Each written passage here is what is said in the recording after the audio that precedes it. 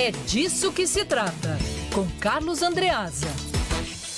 Agora sim, Andreasa, boa tarde. Boa tarde, Luana Bernardes, Isabelle Rangel, Boa Carlos tarde, Briggs, Fala, pessoal. Vamos por partes, né? Como diria Jack, O estripador. Vamos por partes. Nós estamos falando de uma denúncia, que denúncia já não é, uma vez que é acolhida pela Justiça Eleitoral, transformando Eduardo Paes, portanto, em réu na Justiça Eleitoral. Isso não tem nada a ver, objetivamente, com a Lava Jato. Talvez o Eduardo Paes temesse que algo relativamente às investigações da Lava Jato, como no passado já houve, pudesse aparecer contra ele nesse período. Ele, de certo, foi pego de surpresa com isso acontecendo no campo da Justiça Eleitoral. Nós estamos falando de acontecimentos que datam de 2012. Campanha à reeleição de Eduardo Paes. Com base na delação, é o que nós sabemos, na delação de um membro da Odebrecht, Benedito Júnior, se eu não me engano. Ele acusa Eduardo Paes de haver recebido caixa 2 para financiar a campanha. Seria Pedro Paulo, o agente, né? Ele era o chefe da campanha, chamemos assim, o coordenador da campanha. Mas há também, na denúncia, fatos relativos a depósitos, nesse caso seria propina, em contas fora do Brasil. Isso é o que há. Nós estamos, portanto, falando de elementos de 8 anos atrás. Eduardo Paes não é prefeito desde janeiro de 2017, 1º de janeiro de 2017, transmitido o cargo a Marcelo Crivella. Alguém aqui nesse estúdio, Maurício, você bota uma unha sua no fogo pelo Eduardo Paes? Não bota, né? Por algum político, não bota. Ninguém bota. Não se trata disso. Tudo tem que ser apurado, investigado, processado. Mas o papel do jornalista, e nós exercemos esse papel aqui, é o da desconfiança. Se o sujeito não é prefeito desde virada de 2016 para 2017, por que a apresentação de denúncia à véspera, já durante o processo de convenção e à véspera do início da campanha? Como não suspeitar de algum grau? Vejam, não faço aqui nenhuma ilação. Eu parto do pressuposto de que o Ministério Público age titular da ação penal em defesa da sociedade e da cidadania. Achou que deveria denunciar, que esse era o momento de denunciar, e a denúncia rapidamente convertida, aceita, e Eduardo Paes convertido em réu. Mas por que agora? O que aconteceu agora, nos últimos dias? Que prova foi coletada agora, nas últimas semanas, que justificasse a denúncia à véspera do processo eleitoral? Esse é um ponto importante que a gente tem de tratar, porque em 2018, tanto no plano federal quanto no plano estadual, situações parecidas com essa interferiram no processo eleitoral. Uma delas contra o Eduardo Paes. Vejam, repito aqui, não coloco a mão no fogo por político nenhum, não temos político de estimação. Mas em 2018, nós nos lembramos, há 3 dias, eu falo isso aqui, porque eu falei sobre exatamente esse assunto quando do afastamento do Wilson Witzel. Não existia denúncia contra Eduardo Paes, não era réu ainda. E nós lembrávamos desse caso. Falei aqui e escrevi na minha coluna do Jornal Globo da semana passada. Carlos Briggs.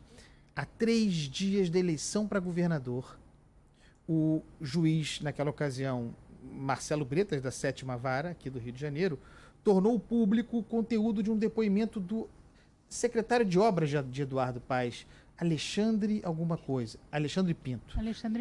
Exatamente, Isabelle, agradeço. O Briggs estava cantando aqui para mim. Havia me esquecido desse nome. Depois, essas denúncias foram tidas como desprovidas de prova. Era a palavra do sujeito, secretário de obras, contra Eduardo Paes. Mas aquilo foi tornado público há 3 dias da eleição para o governo do Estado e interferiu no processo eleitoral. Alguém dirá que não? Não digo que a situação de Paes já era confortável, não era. Havia aquele movimento, a onda bolsonarista mesmo, legítima, que resultaria levando consigo a eleição de Wilson Witzel. Mas interferiu.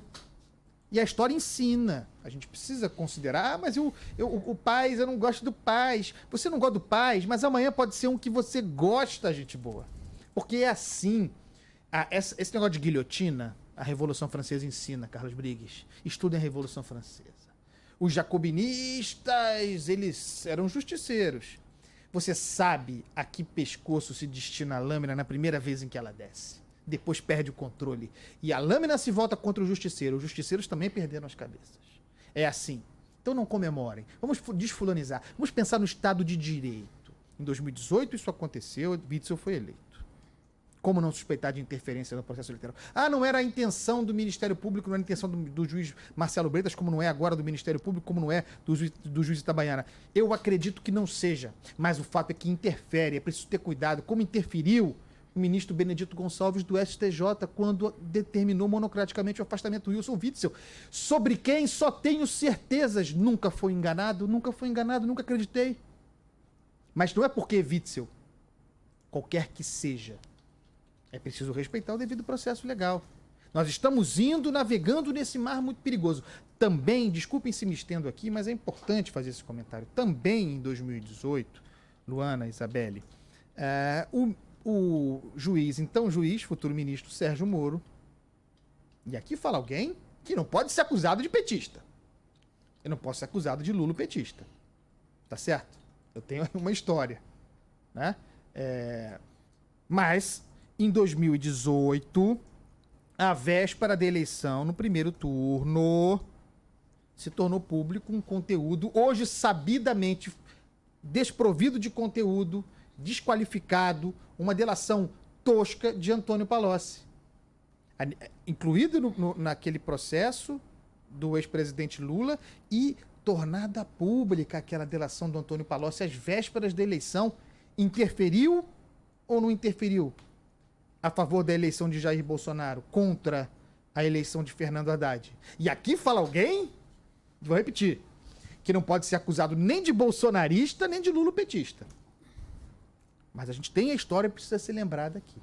Então, muito cuidado ao abraçar essa... É corrupto, tem que prender. Não. É corrupto, tem que se cumprir o devido processo legal e a gente precisa desconfiar de interferências, desejadas ou não, no processo do voto, no processo da soberania popular. Na eleição estadual, e eu prometo que estou encerrando, pessoal, não briguem comigo. Na eleição estadual de 2018, o colégio eleitoral era muito grande. E com isso eu quero responder aqui o nosso ouvinte Alexandre Brito, que está perguntando a esse respeito. O colégio eleitoral era muito grande. E aquelas denúncias contra o Paes e o espírito do tempo lavajatista fulminou mesmo a candidatura de Eduardo Paes. Mas é porque Eduardo Paes, estou aqui apresentando uma tese, Eduardo Paes havia sido prefeito do Rio de Janeiro.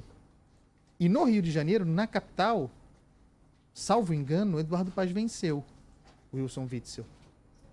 Não tenho certeza, mas não muda o argumento. A memória pró-Eduardo Paes era municipal.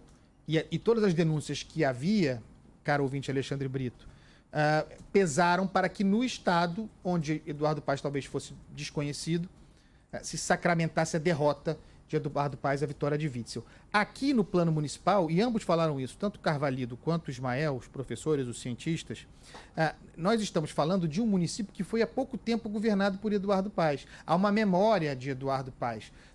Então, acho que mesmo com a gravidade dessa denúncia, mesmo com o impacto político inevitável dele se tornando réu, ele não é inelegível, ele pode disputar a eleição, isso será explorado pelos seus adversários, mas a posição de Eduardo Paes competitivamente é mais forte do que era em 2018, porque o colégio eleitoral é menor, porque nós estamos no Rio de Janeiro, ele foi prefeito do Rio de Janeiro, e essa será uma eleição de rejeição, eu imagino. Então as pessoas votam, como normalmente tem sido, né? A eleição, mesmo no primeiro turno, já sendo uma eleição em que você rejeita, como se fosse um segundo turno permanente. As pessoas votarão em Eduardo Paes ou em Crivella pensando nos polarizados, porque rejeitam o outro. O Alexandre Brito pergunta se eu acho que há uma chance para, diante dessa situação, a ascensão da Marta Rocha, candidata do PDT. É a pergunta do Alexandre Brito. Eu acho a Marta Rocha uma candidata forte. Acho ela forte, ela está bem colocada nas pesquisas. É preciso que ela tenha uma coligação mais forte, talvez a rede se junte a ela, fala-se também no Partido Verde. Acho que ela é competitiva, ela é a terceira nas pesquisas nesse momento. Mas não consigo imaginar que o que nós temos agora contra o Paes seja capaz de tirá-lo de uma posição competitiva. Vamos ver como evolui. Isso certamente será muito explorado pelos adversários na campanha. Falei para burro, peço desculpa a esse ilustre jornal, mas o tema é quente. Você está no estúdio, né, tema André? é quente. Você está aí no estúdio. E esse microfone aqui me acaba chama, se esse empolgando, microfone né? aqui é o meu microfone, né, de estimação. Já viu, né, Natália? Mas tá cumprido, né, Luana Bernardes? A live também, a participação aqui dos nossos ouvintes. Queria lembrar que a Band promove aí o debate, o primeiro debate para a Prefeitura do Rio, no dia 1º de outubro, de 10h30 da noite até 1 da madrugada, com esquenta aqui na rádio a partir das 8h30 da E noite. você sabe quem vai mediar esse debate, Luana Quem vai Bernardes? mediar? Você sabe, Carlos Briggs? É quem nos fala. Olha que responsabilidade. Que honra, Carlos hein? Andreas, hein? É viu? isso aí, gente boa. Então tá combinado. E tá feito por hoje, né? Tá certo. Tá feito, Andreasa. É porque você se empolgou, tá aí no estúdio, né? Sabe como é que é. Vocês me deixam aqui à vontade. Estou em casa. Um beijo e até amanhã, pessoal. Até Um amanhã. beijo, até amanhã.